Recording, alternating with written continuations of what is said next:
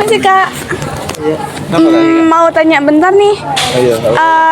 Kakaknya atas nama siapa ya? Aku Hanif Kak. Kak Hanif. Kakaknya? Ipul Kak. Suci, April. Kak April. Mau tanya sebentar nih Kak tentang vintage. Kakaknya tahu vintage ya? Enggak. Enggak tahu. Nggak tahu. Kalau kakaknya? Finansial teknologi itu kan. Financial teknologi. Iya benar. Bisa disebutin contohnya nggak Kak? Kayak Kris mungkin. Apa ya, kayak pinjol semacam itu kan, ya Kak? Apa Oh. gimana ya? Kurang paham juga sih. Oke, pahamnya kakak aja sih. Makasih ya Kak waktunya. Kak.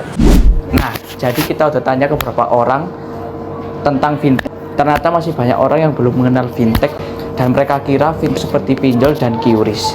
Jadi, fintech itu singkatan dari financial teknologi atau teknologi yang digunakan untuk membantu, mempermudah keuangan biar lebih praktis dan digital.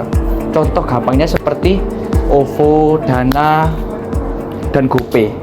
Jadi sebenarnya fintech itu ada banyak loh, seperti pembayaran digital, seperti e-wallet, QRIS, dan payment gateway.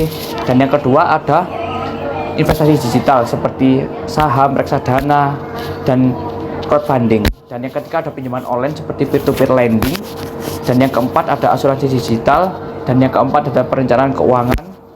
Nah, sebenarnya fintech itu ada di kehidupan kita sehari-hari. Cuman mereka masih belum tahu bahwa itu sebagian dari fintech ini. Nah, salah satu produk vintage yang belum banyak orang tahu tapi keren banget adalah SCF atau Securities Crowdfunding. SCF ini bagian dari vintage yang fokus di investasi bareng-bareng.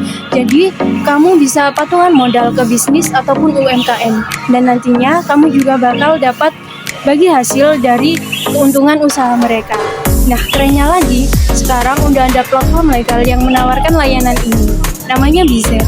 Di Bizer, kamu juga bisa investasi ke berbagai produk lokal seperti kafe, restoran, toko dengan modal yang bikin dompet kamu menangis. Nah, untuk prosesnya itu full online, praktis, dan juga sudah diawasi oleh OJK, jadinya aman.